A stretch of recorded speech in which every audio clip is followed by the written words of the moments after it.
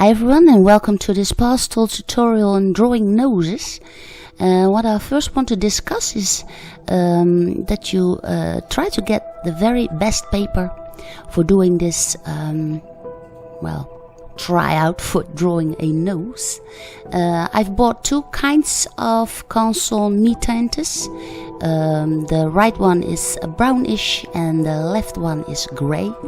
They have different kinds of colors. And what is also very handy is the Strathmore toned grey, also ideal for your studies, but those come only in one color in this case. And what I also want to show you is my new set of Stabilo CarbOthellos. There are 60 pieces in this box and I'm very happy with it for my study of drawing flesh tones and all kinds of animals, of course. And they have numbers, so I will guide you with the drawing of the flesh by numbers, by telling you what kind of paper I'm using, the console and the back side of that paper, because the front has a lot of grain, that honey grain, and I'm using the mid-tone and the back of the paper. And I will also show you what numbers I'm using.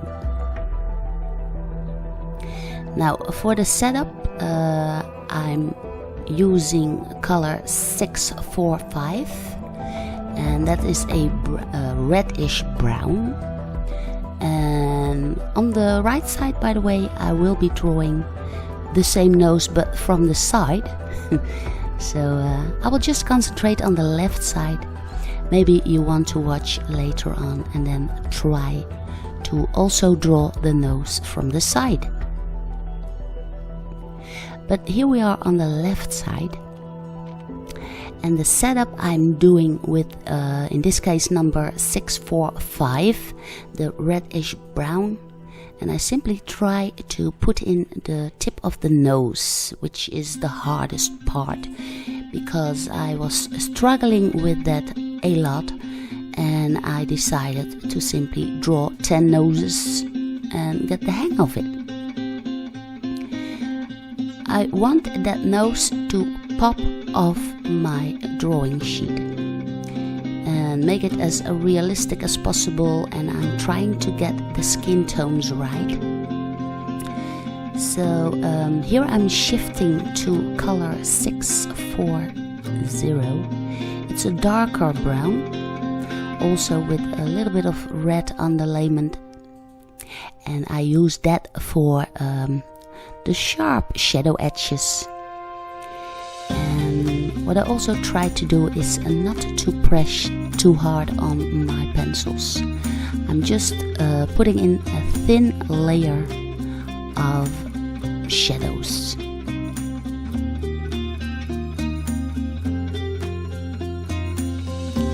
Here I've picked up, it's the third one from below, that is 681. You cannot see that number very well because it's very light.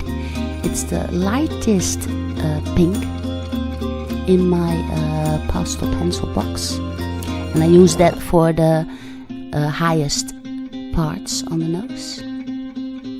And here I am setting up the underlayment of green. And for the lightest parts, I'm using number 575. That is a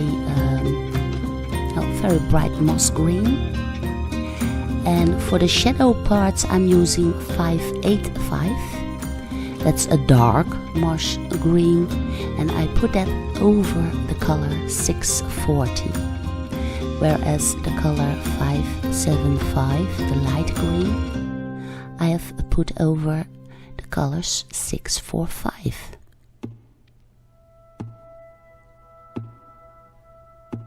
Then it's time for the ochre.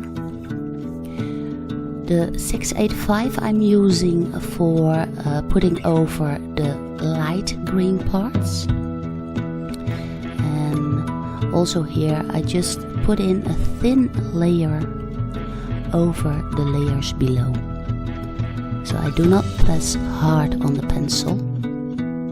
And color 615 I am using for the darker parts, so I'm putting that over the dark brown.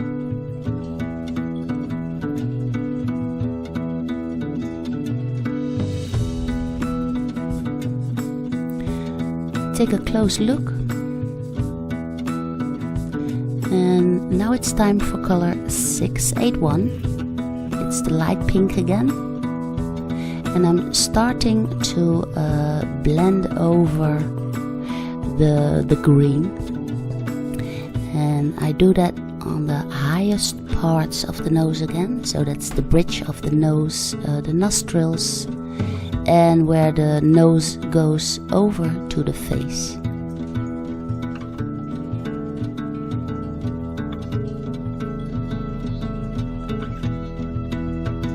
Here and there I press a little bit harder with the light pink, so that there's a little bit thicker layer for the highest parts on the nose. And then I take 642. That's the darker pink, and that color I use over the shadow parts of the nose. Also, the shadow underneath the nose is very important to draw in, because that is exactly that shadow that will make the tip of my nose pop out. It's not my nose, by the way. It's the nose that I'm drawing.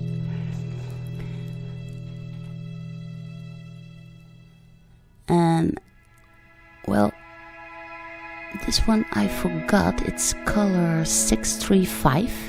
That's the darkest brown in my pencil case, and I use that for the inside of the nose and the direct shadow that is just on the tip of the nose and underneath the nose.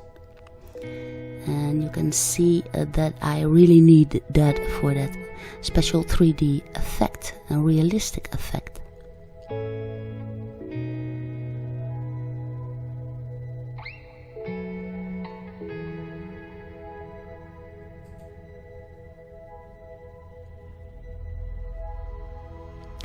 Then it's time for pure red, color 310. Now if you watch carefully and study people, you can see there's actually a lot of red on the tip of the nose, and it's also very neat to put over the green to temper that green down a little bit. But make sure that the green always stays a little bit visible to get that nice feel of fleshiness.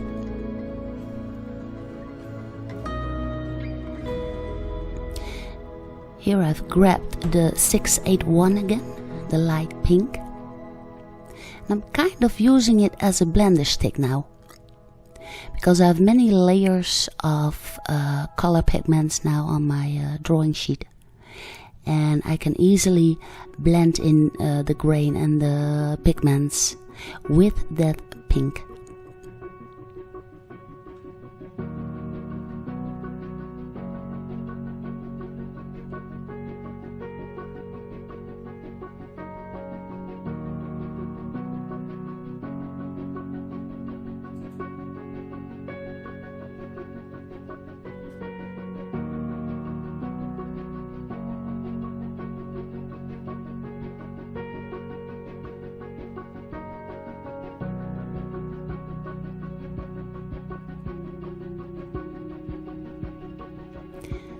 If you ever think that you've put in too much red, you can easily go over that with a little bit of green to temper the red down a little bit. So, and that's the nice thing about using the correct drawing kind of paper.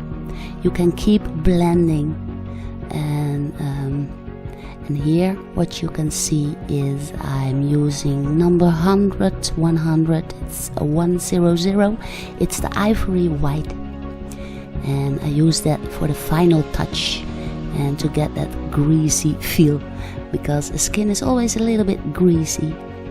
So that's where I put the whites.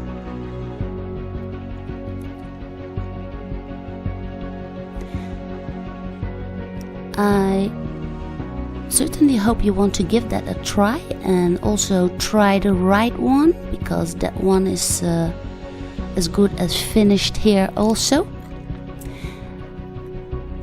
I hope you will give it a big thumbs up and it is of help for you. Don't forget to subscribe, and I will see you again in my next tutorial.